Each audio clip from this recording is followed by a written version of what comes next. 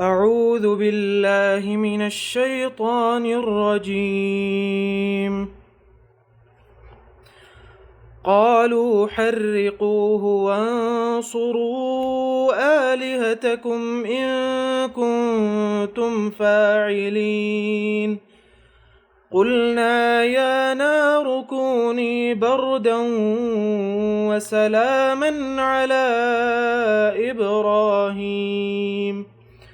وأرادوا به كيدا فجعلناهم الأخسرين ونجيناه ولوطا إلى الأرض التي باركنا فيها للعالمين ووهبنا له إسحاق ويعقوب نافلة وكلا جعلنا صالحين وجعلناهم أئمة يهدون بأمرنا وأوحينا إليهم فعل الخيرات وإقام الصلاة وإيتاء الزكاة وكانوا لنا عابدين.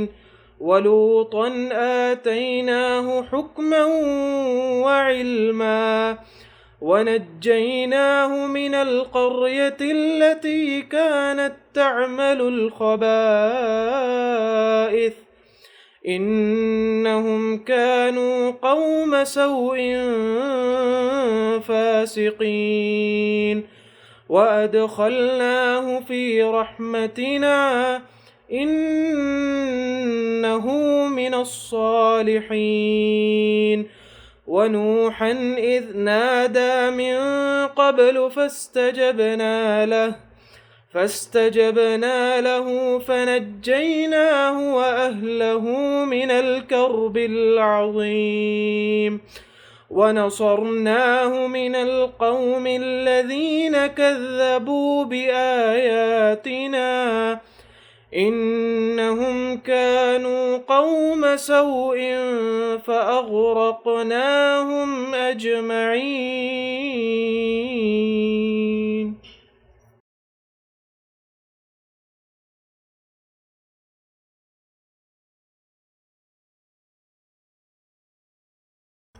السلام علیکم ورحمۃ اللہ وبرکاتہ۔ اعوذ باللہ من الشیطان الرجیم، بسم اللہ الرحمن الرحیم۔ قلنا یا نار کونی بردا وسلاما علی ابراہیم، ہم نے آگ کو حکم دیا کہ سلامتی والی ٹھنڈی بن جا ابراہیم کے لیے۔ یہ تھا نتیجہ اس مکالمے کا جو ابراہیم علیہ السلام اور حکومت کے درمیان ہوا۔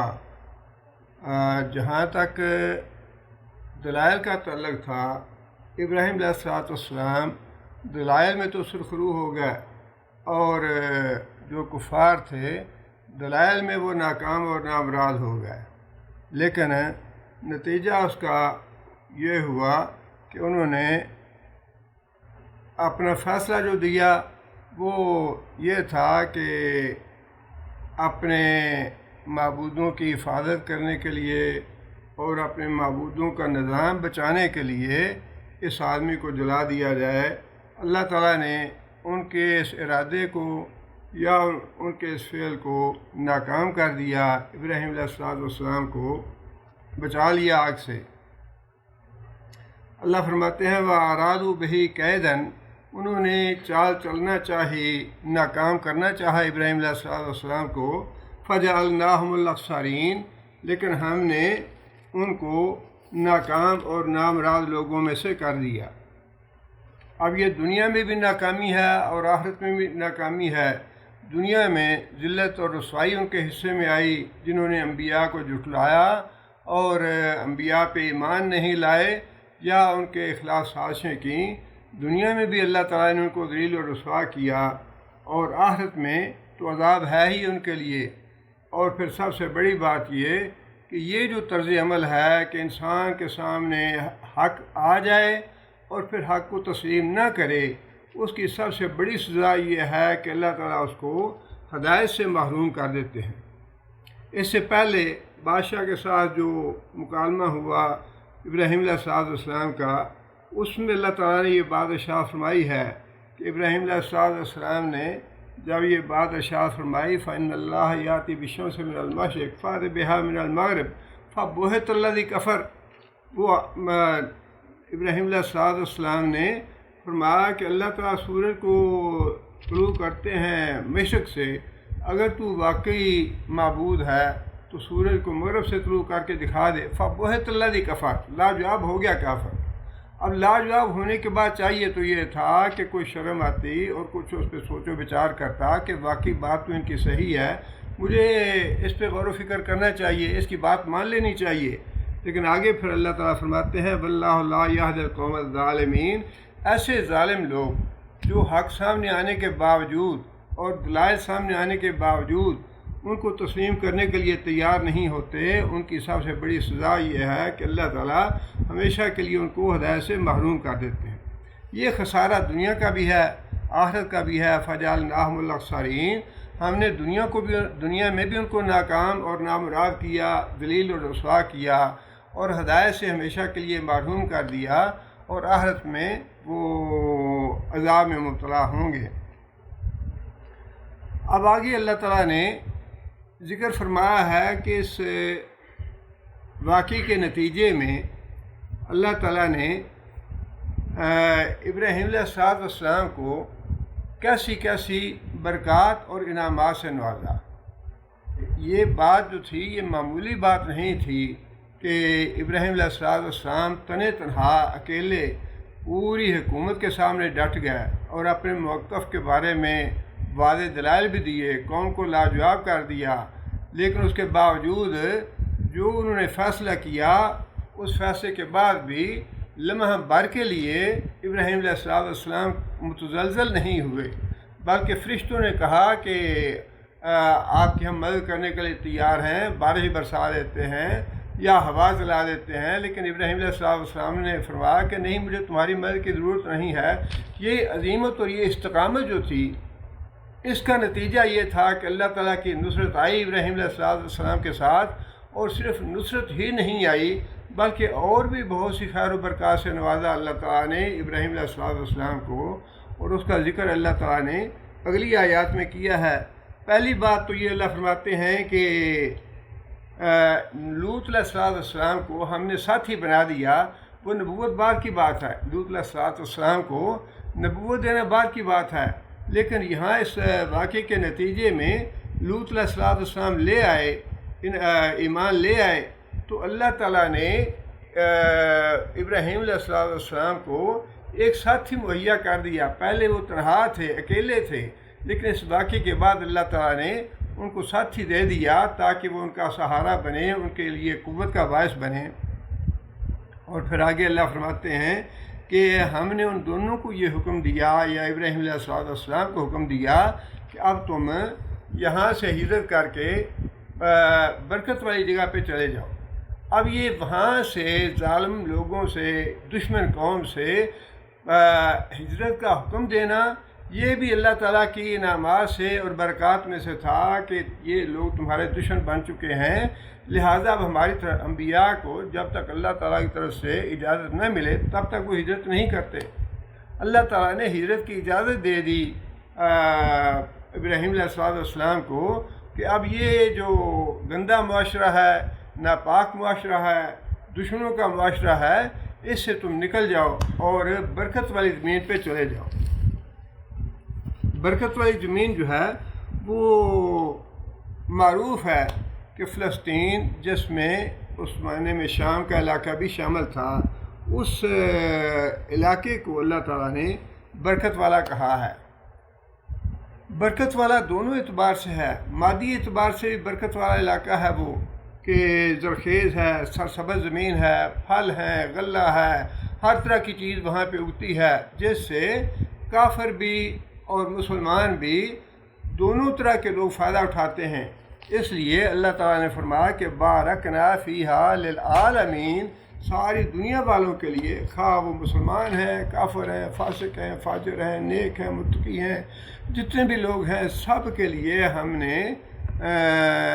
فلسطین کی سرزمین میں برکت رکھ دی ہے۔ یہ تو ہے مادی اعتبار سے برکت، اور روحانی اعتبار سے برکت یہ ہے کہ 2000 سال تک یہ فلسطین جو ہے یہ انبیاء کا مسکن بھی رہا اور مدفن بھی رہا۔ جتنے بھی انبیاء آئے وہ سارے کے سارے رسول اکرم صلی اللہ علیہ وسلم سے پہلے وہ سارے کے سارے اسی سرزمین پہ آئے۔ اس لیے اللہ تعالیٰ نے فرمایا ہے کہ ہم نے برکت والی سرزمین کی طرف حکم دیا ابراہیم علیہ السلام کو عراق سے ہجرت کر کے شام کی طرف چلے جاؤ۔ رسول اکرم صلی اللہ علیہ وسلم نے خود بھی شام کے لیے دعا فرمائی ہے، اللہم بارک لنا فی شامنا، اللہم بارک لنا فی یمننا۔ یمن کے لیے بھی دعا فرمائی برکت کی، اور شام کے لیے بھی برکت کی دعا فرمائی، اور یہ بات بھی فرمائی کہ وہ لوگ دوسرے لوگوں کی نسبت بہت بہتر ہوں گے جو ہجرت کر کے شام کو، جو حضرت ابراہیم علیہ السلام کی ہجرت کا علاقہ ہے، وہاں چلے جائیں گے۔ اس زمین کو نبی صلی اللہ علیہ وسلم نے بہتر سرزمین فرمایا ہے۔ اور پھر جو شام کا علاقہ ہے یہی میدان حشر کا علاقہ بھی ہوگا، میدان حشر یہیں پہ قائم ہوگا۔ اس لیے نبی صلی اللہ علیہ وسلم نے بھی دعا فرمائی اس کے لیے۔ اب ایک بات ذہن میں آتی ہے قدرتی طور پہ کہ وہاں پہ تو مسلمانوں پہ بڑا ظلم ہو رہا ہے، اور وہاں پہ لوگوں کے لیے بڑی آزمائشیں ہیں، بڑی ابتلا ہے، اور لوگ بڑے تکلیف میں ہیں، پریشانیوں میں ہیں، جبکہ اللہ نے بھی فرمایا کہ یہ برکت والی زمین ہے، اور اللہ کے رسول نے بھی دعا فرمائی اس زمین کے لیے برکت کی۔ تو بات یہ ہے کہ یہ جو حالات اور واقعات ہیں، یا زوال و عروج کے معاملات ہیں، یا خوشحالی اور بدحالی کے معاملات ہیں، ان سے اللہ اور اللہ کے رسول کے جو اقوال ہیں اس سے ان کی نفی نہیں ہوتی۔ اب خود مکہ دیکھ لیں کہ مکہ کے بارے میں وہ اللہ تعالیٰ نے اس کو حرمت کی جگہ بنایا ہے شروع سے ہی، جب سے اللہ تعالیٰ نے زمین بنائی ہے اور وہاں پہ اپنے گھر بنایا ہے، تب سے ہی اللہ تعالیٰ نے اس کو حرمت والی جگہ بتائی ہے۔ وہاں پہ لڑائی جھگڑا کرنا منع ہے، وہاں پہ قتال منع ہے، حتیٰ کہ کوئی چیز درخت کاٹنا منع ہے، گھاس اکھاڑنا منع ہے، کوئی گری پڑی چیز ہو تو وہ اکھیڑنی منع ہے۔ اور پھر نبی صلی اللہ علیہ وسلم نے فرمایا کہ وہاں پہ ایک نماز کا ثواب جو ہے وہ 1,00,000 نماز کے برابر ہے۔ یہ سارے فضائل ہیں مکہ شریف کے، لیکن یہی مکہ ہے جہاں پہ مسلمانوں پہ بے پناہ ظلم و ستم ہوا، مسلمانوں پہ بڑا تشدد ہوا، مسلمانوں نے حضرت سمیہ رضی اللہ تعالیٰ کے ساتھ بڑے ظلم و زیادتی کے ساتھ ان کو شہید کیا گیا۔ لیکن اس ظلم و ستم کی وجہ سے جو مکہ کی برکت ہے، جو خیر ہے، یا جو اس کی عظمت ہے، یا جو اس کی حرمت ہے، اس میں کمی واقع نہیں ہوگی۔ بالکل ایسے ہی شام میں جو آج کل ہمیں منظر نظر آ رہا ہے وہ بڑا تکلیف دہ ہے، مسلمانوں پہ عرصہ حیات تنگ ہے وہاں پہ، لیکن جو اللہ کے رسول نے باتیں فرمائی ہیں کہ وہ سرزمین برکت والی ہے، اس سے ان پہ کوئی ان کی نفی نہیں ہوتی۔ آگے پھر اللہ تعالیٰ فرماتے ہیں کہ لوط علیہ السلام کا ساتھ دے دینا یہ بھی ایک انعام تھا ابراہیم علیہ السلام کی کامیابی کے بعد، اور ابراہیم علیہ السلام کی استقامت کے بعد اور عظیمت کے بعد ان کو بچا لینا، پھر لوط علیہ السلام کا ایمان لے آنا اور ان کی رفاقت میسر آ جانا، پھر اللہ تعالیٰ کی طرف سے ہجرت کی اجازت دے دینا، یہ ساری اللہ تعالیٰ کے انعامات تھے جو اللہ تعالیٰ نے کیے حضرت ابراہیم علیہ السلام پہ ان کے اس واقعے کے بعد۔ آگے پھر اللہ تعالیٰ ایک اور بات ارشاد فرماتے ہیں، وَوَهَبْنَا لَهُ إِسْحَاقَ وَيَعْقُوبَ نَافِلَةً لَكَ وَكُلًّا جَعَلْنَا صَالِحِينَ۔ ہم نے ابراہیم علیہ السلام کو اسحاق علیہ السلام اور اسحاق کے بعد یعقوب علیہ السلام کی نعمت سے نوازا۔ اسحاق علیہ السلام تو بیٹے ہیں حضرت ابراہیم علیہ السلام کے، اور یعقوب علیہ السلام پوتے ہیں ابراہیم علیہ السلام کے، اور ابراہیم علیہ السلام کی زندگی میں ہی پیدا ہوئی ہے۔ اسحاق علیہ السلام جو تھے وہ حضرت سارہ کے بطن سے ہیں، اور حضرت اسماعیل علیہ السلام حضرت حاجرہ کے بطن سے ہیں۔ حضرت اسماعیل علیہ السلام بڑے ہیں، اور حضرت اسحاق جو ہیں وہ عمر سے چھوٹے ہیں ان میں، جس کا مطلب یہ ہے کہ حضرت اسحاق جو ہیں وہ بہت ہی، جو اللہ تعالیٰ نے خاص اپنا فضل بتلایا ہے، جتلایا ہے ابراہیم علیہ السلام کو، وہ اسی وجہ سے ہے کہ بہت ہی بڑھاپے کی عمر میں حضرت اسحاق علیہ السلام پیدا ہوئے۔ اور اس کا ذکر اللہ تعالیٰ نے سورہ ہود میں فرمایا ہے کہ فرشتے جب لوط علیہ السلام کی قوم کی طرف گئے تو پہلے حضرت ابراہیم علیہ السلام کے پاس گئے اور ان کو جا کے بشارت دی حضرت اسحاق علیہ السلام کی، اور اس پہ بڑا تعجب کیا حضرت سارہ نے۔ اللہ فرماتے ہیں وَامْرَأَتُهُ قَائِمَةٌ، اس وقت جب یہ فرشتہ خوشخبری دے رہا تھا تو حضرت سارہ قریب ہی کھڑی تھیں۔ فَضَحِكَتْ فَبَشَّرْنَاهَا بِإِسْحَاقَ وَمِن وَرَاءِ إِسْحَاقَ یعقوب، تو ہم نے بشارت دی اسحاق کی اور اسحاق کے بعد یعقوب کی۔ قالت یا ویلتا اَأَلِدُ وَأَنَا عَجُوزٌ، تو جو حضرت سارہ تھیں وہ کہنے لگی بڑی تعجب کی بات ہے کہ اس عمر میں میرے ہاں بیٹا پیدا ہوگا، میں تو بانجھ ہو چکی ہوں۔ وَهَذَا بَالِي شَيْخًا، اور یہ جو ہمارے خاوند صاحب ہیں یہ بھی بوڑھی عمر کو پہنچ گئے۔ ان هذا لشیء عجیب، یہ بڑی عجیب بات ہے۔ اب یہ جو عجیب بات تھی یہ اللہ تعالیٰ نے جتلائی ہے خاص اس واقعے کے بعد کہ اس واقعے کے نتیجے میں ہم نے کیسے کیسے انعام کیے ابراہیم علیہ السلام پہ، اور کیسے کیسے برکات سے نوازا۔ آگے پھر اللہ فرماتے ہیں کہ اسحاق علیہ السلام اور یعقوب علیہ السلام دونوں کو ہم نے نبوت بھی دی۔ وَكُلًّا جَعَلْنَا صَالِحِينَ، اور ہم نے ان سب کو، ابراہیم علیہ السلام کو بھی، ان کے بیٹے کو بھی، ان کے پوتے کو بھی صالحین میں شامل کر لیا۔ اب یہ انبیاء کے بارے میں اللہ تعالیٰ نے بار بار یہ بات ارشاد فرمائی ہے کہ وہ صالحین میں سے تھے، ہم نے ان کو صالحین میں شامل کر دیا۔ صالحین کون ہیں؟ صالحین کی عام اور سادہ سے الفاظ میں ہم یہ تعریف کر سکتے ہیں کہ وہ آدمی جو حقوق اللہ میں اور حقوق العباد میں کوئی کمی نہ کرے، مکمل طور پہ حقوق اللہ بھی ادا کرے اور حقوق العباد بھی ادا کرے، وہ لوگ صالحین میں سے ہیں۔ تو اللہ تعالیٰ نے یہ بات بھی فرمائی کہ ہم نے صرف اولاد سے نوازا نہیں بلکہ ہم نے صالح اولاد عطا فرمائی ہے، اور انسان کو اولاد کی تمنا محض اولاد کی وجہ سے نہیں کرنی چاہیے، بلکہ اولاد کی تمنا یا اولاد کی دعا کرنی چاہیے کہ یا اللہ صالح اولاد عطا فرما۔ یہی بات اللہ نے یہاں ارشاد فرمائی کہ یہ ایک اور انعام تھا ہمارا کہ ہم نے جو اولاد دی وہ صالحین میں سے تھی۔ آگے فرمایا کہ وَجَعَلْنَاهُمْ أَئِمَّةً يَهْدُونَ بِأَمْرِنَا، اور پھر آگے اللہ فرماتے ہیں کہ ہم نے جو اولاد دی ان کو ہم نے پیشوا بنا دیا، یعنی ان کو نبوت بھی عطا فرمائی۔ یہدون بامرنا، جو ہمارے حکم کے مطابق، وأوحینا، اور ہم نے جو کچھ ان کی طرف واحی کیا اس کے مطابق لوگوں کی ہدایت، لوگوں کی رہنمائی کرتے تھے۔ یہاں جو دعوت دینے والے لوگ ہیں ان کے لیے یہ بڑا نقطہ اہم ہے کہ جو لوگوں کی رہنمائی کرنی ہے یہ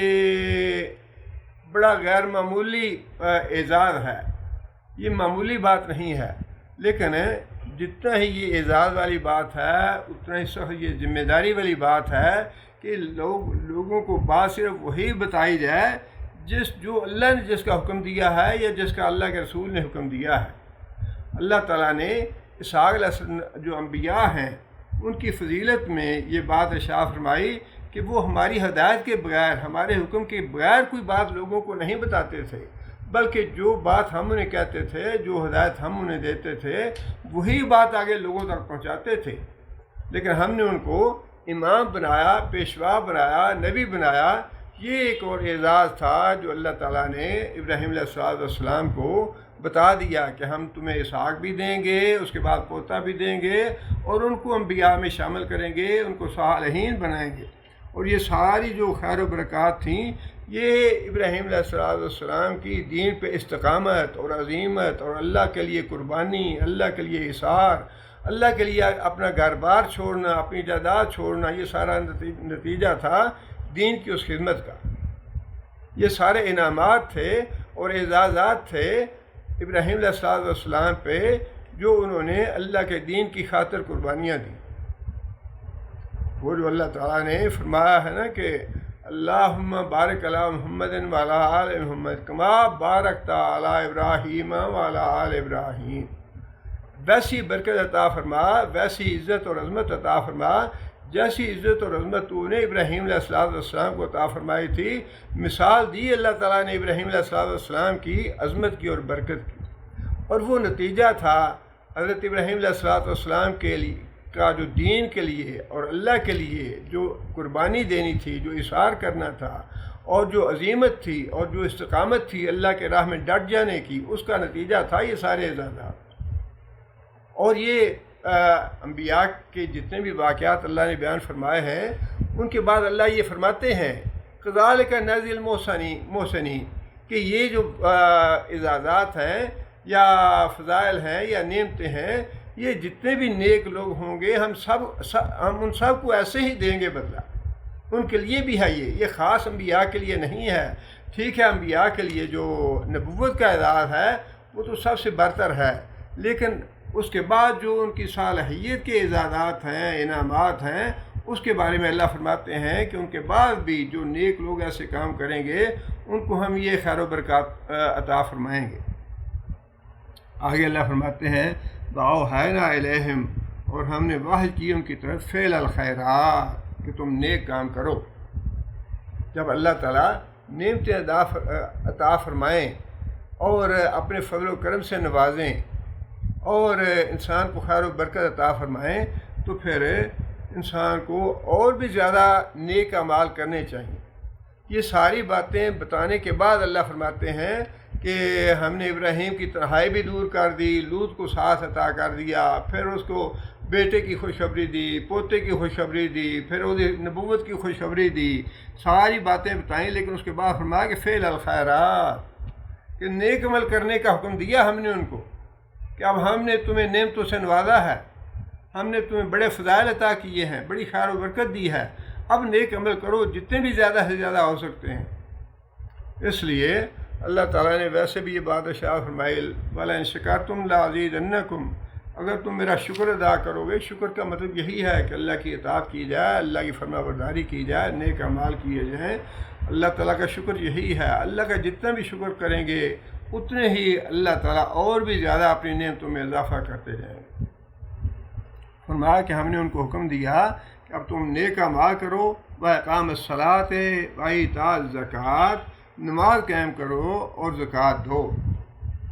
اب یہ نماز کا قائم کرنا، زکوٰۃ کا ادا کرنا، یہ بھی تو نیک اعمال میں سے ہیں۔ حالانکہ اس سے پہلے اللہ فرما چکے کہ نیک عمل کرو، اس کے بعد پھر نماز کا اور زکوٰۃ کا اللہ تعالیٰ نے خاص طور پہ ذکر اس لیے فرمایا کہ ان کی جو اہمیت ہے اس کو واضح کیا جائے کہ نماز جو ہے وہ بڑی اہم ہے۔ نماز جو ہے انسان کے ایمان کا پیمانہ ہے۔ نماز میں جو کمزور ہے اس کا ایمان کمزور ہے، جو نماز میں پکا ہے اور پابند ہے وہ ایمان میں بھی پکا ہے۔ اور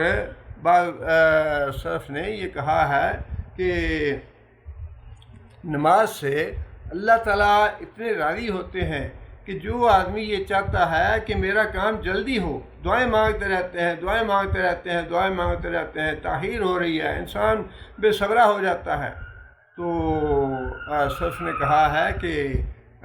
جو آدمی یہ چاہتا ہے کہ اللہ میرے کام جلدی کریں، اسے نماز میں عجلت کرنی چاہیے، نماز کی پابندی کرنی چاہیے، نماز پہ جلدی جانا چاہیے، مسجد میں جا کے آدمی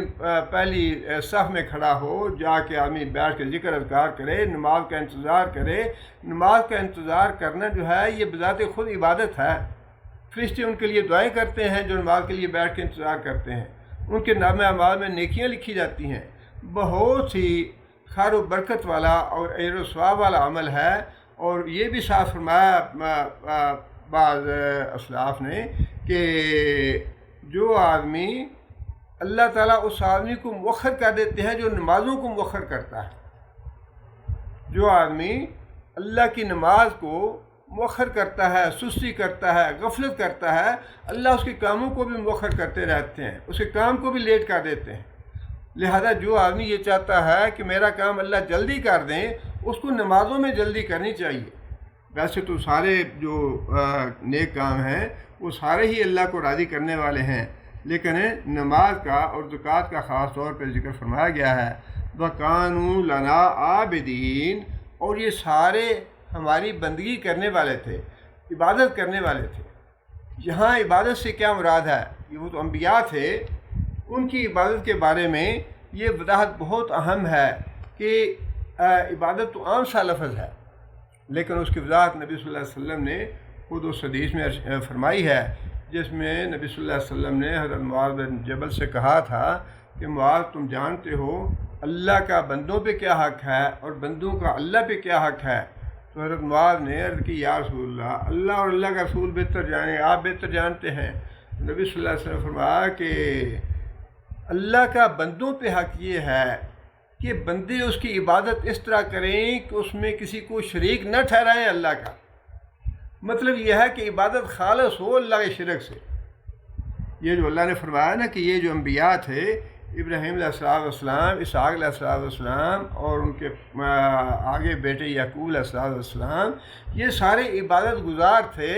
ایسی عبادت جس میں انہوں نے شرک نہیں کیا، شرک سے پاک عبادت کرنے والے تھے۔ اور ایسی عبادت کے بارے میں پھر نبی صلی اللہ علیہ وسلم نے فرمایا کہ جب بندہ ایسی عبادت کرتا ہے جس میں اللہ کے ساتھ کسی کو شریک نہیں ٹھہراتا،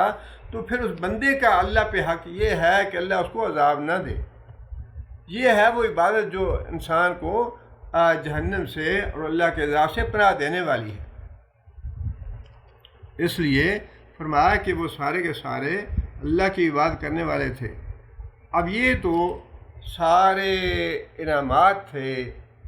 اور ساری خیر و برکات تھیں جو گنوائی اللہ تعالیٰ نے کہ ابراہیم علیہ السلام جب ہمارے امتحان میں کامیاب ہو گئے تو ہم نے فوراً ان کو کن کن انعامات سے نوازا۔ ہجرت کی اجازت دے کے جو برکت والی زمین تھی، گندے لوگوں کی زمین کو چھوڑنے کے، گناہگار لوگوں کو اور دشمن لوگوں کو چھوڑ کے اچھی زمین پہ، برکت والی زمین پہ جانے کی ہم نے اجازت دے دی ابراہیم علیہ السلام کو، لوط علیہ السلام کی رفاقت دے دی، اسحاق اور یعقوب کی بشارت دے دی، اور پھر ان کو نبوت کی بشارت دے دی، اور پھر ان کو صالحین میں شامل کر دیا۔ یہ سارے اعزازات جو ہیں اللہ تعالیٰ نے اس واقعے کے بعد گنوائے ہیں ابراہیم علیہ السلام کے لیے۔ آگے پھر اللہ تعالیٰ نے لوط علیہ السلام کے بارے میں کچھ باتیں ارشاد فرما دیں کہ لوط علیہ السلام، ویسے کتنے یہ تعجب کی بات ہے کہ ایک تو جو ابراہیم علیہ السلام کے حکومت کے لوگوں سے ڈائلاگ ہوئے، اس میں بھی حکومت کے لوگ سراسر ناکام ہو گئے، یہاں تک کہ انہوں نے اپنی زبان سے کہہ دیا کہ ابراہیم تم تو جانتے ہو کہ یہ بت جو ہے یہ بولتے نہیں، بالکل ناکام ہو گئے۔ لیکن اس ناکامی کے بعد جب یہ معجزہ بھی دیکھ لیا پوری بستی نے، پوری قوم نے کہ ابراہیم علیہ السلام واقعی سچے ہیں،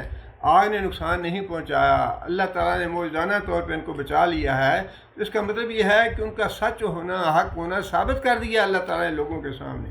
لیکن اس کے باوجود پوری بستی میں سے یا پوری قوم میں سے کوئی ایک آدمی بھی ایمان نہیں لایا سوائے لوط علیہ السلام کہ ایک آدمی ایمان لایا، لوط علیہ السلام، ابراہیم علیہ السلام، جس کا مطلب یہ ہے کہ یہ ہدایت جو ہے نا یہ بھی اللہ کی بہت بڑی نعمت ہے، اور یہ اللہ اسے ہی دیتے ہیں جس کو اللہ تعالیٰ اس کا اہل سمجھتے ہیں، جس کے دل میں فی الواقعی ہدایت کی تڑپ ہوتی ہے۔ اب بعض اوقات بڑے دوست ہمارے اس بات کا اظہار کرتے ہیں، اچھا یہ فلاں صاحب ہیں، وہ قبر پرستی میں مبتلا ہیں یا بدعت کرتے ہیں، ہم ان کو قرآن پڑھ کے سناتے ہیں، حدیثیں پڑھ کے سناتے ہیں، لیکن پھر بھی مانتے نہیں ہیں۔ وہ یہ جو مانتے نہیں ہیں، یہ بدنصیبی تو ان کی ہے جو قرآن و حدیث سننے کے لیے تیار نہیں۔ کیا معلوم کہ اللہ تعالیٰ نے ان کے دلوں پہ مہر لگا چکے ہوں۔ اللہ تعالیٰ کی پناہ مانگنی چاہیے اور ہدایت کی دعا تو کرنی چاہیے، بلا استثناء کرنی چاہیے، کافر کے لیے بھی کرنی چاہیے۔ ہدایت کی دعا جب تک وہ زندہ ہے، جب تک تو دعا کرنی ہی چاہیے، خواہ مشرک ہے، بدعت میں مبتلا ہے، کسی اور گمراہی میں مبتلا ہے، اس کے لیے دعا تو کرنی ہی چاہیے۔ لیکن یہ بات بہرحال اللہ کو معلوم ہے،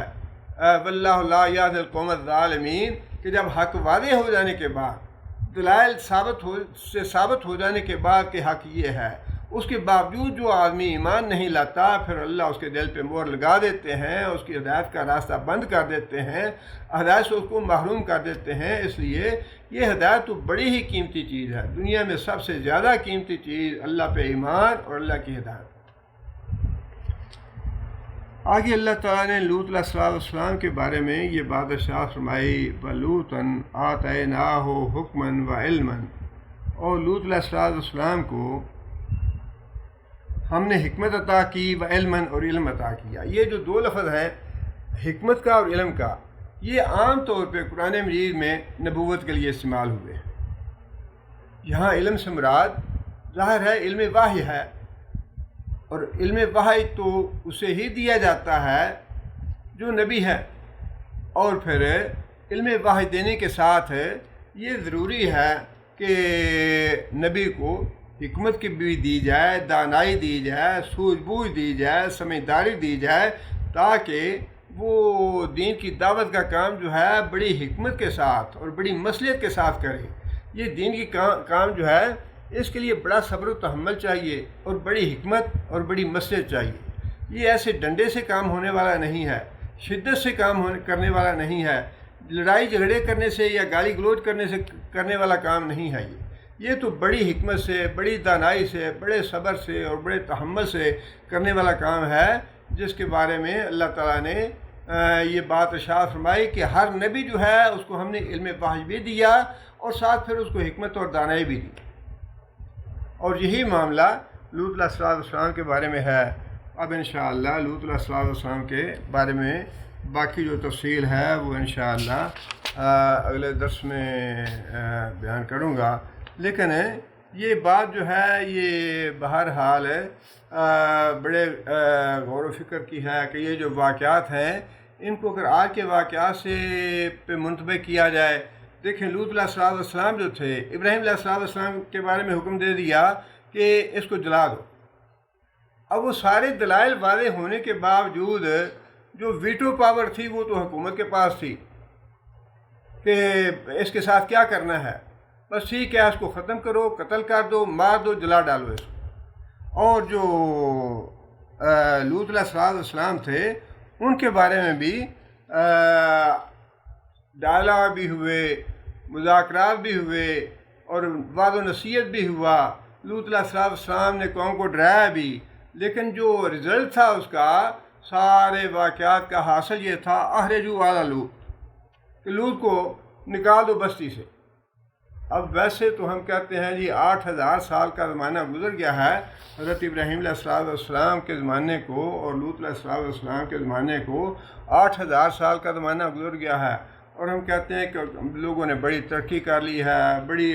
سوجھ بوجھ آ گئی ہے، بڑا علم پھیل گیا ہے، بڑا یہ ہو گیا ہے، بڑا وہ ہو گیا ہے۔ لیکن اگر قرآن کے واقعات کو دیکھا جائے اور حقائق کو دیکھا جائے، جو آج حقائق ہمارے سامنے ہیں، تو حقیقت یہ ہے کہ آج کی جہالت جو ہے وہ 8000 سال سے پہلے کی جہالت سے برتر کی جہالت ہے آج کی۔ اچھے کپڑے پہن لینا، سوٹ پہن لینا، ٹائی لگا لینا، اور میز اور ٹیبل اور کرسی استعمال کرنا، اور یہ جو جدید ٹیکنالوجی ہے یہ استعمال کرنا، یہ تو ترقی نہیں ہے۔ انسان کی روح جو ہے وہ فنا ہو رہی ہے، اور انسان کی جو ہے قتل و غارت اور صفاقی اور درندگی اور ظلم و جبر اور تشدد جو ہے اس میں دن بدن اضافہ ہو رہا ہے۔ ترقی کس بات کی ہے؟ ٹھیک ہے، ہم کہتے ہیں جی جو ترقی یافتہ ممالک ہیں بڑی دولت ہے ان کے پاس اور بڑا انہوں نے ٹیکنالوجی کے اعتبار سے مادی اعتبار سے ترقی کر لی ہے، لیکن پھر سوال یہ ہے کہ کیا وجہ ہے کہ جاپان جو ہے بڑی ترقی کر لی، بڑا صاف ستھرا ملک ہے، بڑے مہذب لوگ ہیں، بڑے ترقی یافتہ لوگ ہیں، لیکن پوری دنیا میں جو خودکشی کی شرح ہے سب سے زیادہ جاپان میں ہے۔ سب سے زیادہ خودکشی کرنے والے لوگ جو ہیں وہ جاپان میں اور کافر ملکوں میں ہیں۔ اس کی وجہ کیا ہے؟ اس کی وجہ یہی ہے کہ یہ جو ہم کہتے ہیں ترقی کر لی، درندگی میں اور صفاقی میں اور ظلم و جبر میں اور تشدد میں ترقی کر لینا، یہ ترقی نہیں ہے۔ اور اس کے مقابلے میں جو روح ہے وہ غلیظ ہو گئی، وہ ناپاک ہو گئی ہے۔ لوگ جو ہیں وہ خودکشیاں کرنا پسند کرتے ہیں زندہ رہنے سے۔ ترقی کس بات کی ہوئی؟ 8000 سال پہلے جو سوچ تھی کافروں کی اور مشرکوں کی، آج 8000 سال کے بعد بھی ایک ذرہ برابر 1 انچ کا فرق نہیں پڑا۔ بالکل وہی سوچ ہے، ہر کو ہو یا اخرجوا آل لوط، نکال دو بستی سے اس کو، یا جلا ڈالو یا مار ڈالو، بالکل وہی سوچ ہے آج۔ یہ جتنے بھی واقعات ہیں یہ واقعات اسی لیے ہیں کہ ان واقعات کی روشنی میں ہم اپنی منزل کا اور اپنی جو سمت ہے اس کا تعین کریں اور اس کو سیدھا کریں۔ ہمیں اس دنیا میں لبرل رہ کے یا غیر جانبدار رہ کے یا کافر ہو جاؤ یا مسلمان ہو جاؤ، یہ درمیانی والی راستہ جو ہے نا، یہ غیر جانبداری کا یا لبرلزم کا یہ کوئی راستہ نہیں ہے۔ یہ ہمیشہ جو درمیانی راستہ ہے لبرلزم کا یا آزاد سوچ کا یا غیر جانبدار رہنے کا، اس کا نتیجہ رسول اللہ صلی اللہ علیہ وسلم کے زمانے میں بھی ہم نے دیکھ لیا کہ ذلت و رسوائی تھی، اور آئندہ بھی اس کا نتیجہ ذلت و رسوائی ہے۔ بس راستے 2 ہی ہیں، اگر اسلام اچھا نہیں لگتا، اسلام قبول نہیں کرنا چاہتے، ٹھیک ہے کافر ہو جاؤ، سیدھے سیدھے کافر ہو جاؤ۔ اور اگر اسلام اچھا ہے اور اس پہ ایمان ہے اللہ اور اللہ کے رسول پہ، تو اللہ کے رسول نے ہمیں ایک ضابطہ حیات دیا ہے، اس پہ جم جاؤ، اس پہ ڈٹ جاؤ، پھر اس کے بعد اللہ کی نصرت آئے گی۔ یہ واقعات کا خلاصہ ہے۔ اللہ تعالیٰ سے دعا ہے کہ اللہ تعالیٰ ہمیں نیک عمل کرنے کی توفیق بھی عطا فرمائے، اور پھر بہت سے لوگ دنیا سے جو مریض ہیں ان کے لیے دعا کرنی چاہیے کہ اللہ تعالیٰ ان کو شفا عطا فرمائے، اور جو رخصت ہو رہے ہیں ان کے لیے دعا کرنی چاہیے کہ اللہ تعالیٰ ان کی مغفرت فرمائے۔ اللہم اغفر لهم وارحمهم وعافهم واعف عنهم واکرم نزلهم ووسع مدخلهم وادخلهم الجنة واعذهم من عذاب القبر ومن عذاب النار۔ ربنا هب لنا من ازواجنا وذرياتنا قرة اعین واجعلنا للمتقین اماما۔ ربنا اصرف عنا عذاب جہنم ان عذابها كان غراما انها ساءت مستقرا ومقاما۔ اللهم أعز الإسلام والمسلمين، اللهم أعز الإسلام والمسلمين، اللهم أذل الشرك والمشركين، اللهم دمر أعداء الدين، اللهم دمر أعداء الدين، اللهم نور قلوبنا بنور الإيمان، اللهم ثبتنا على الإسلام، اللهم اغفر لجميع المؤمنين والمؤمنات الأحياء منهم والأموات۔ ربنا تقبل منا إنك أنت السميع العليم وتب علينا إنك أنت التواب الرحيم۔ سبحان ربك رب العزة عما يصفون وسلام على المرسلين والحمد لله رب العالمين۔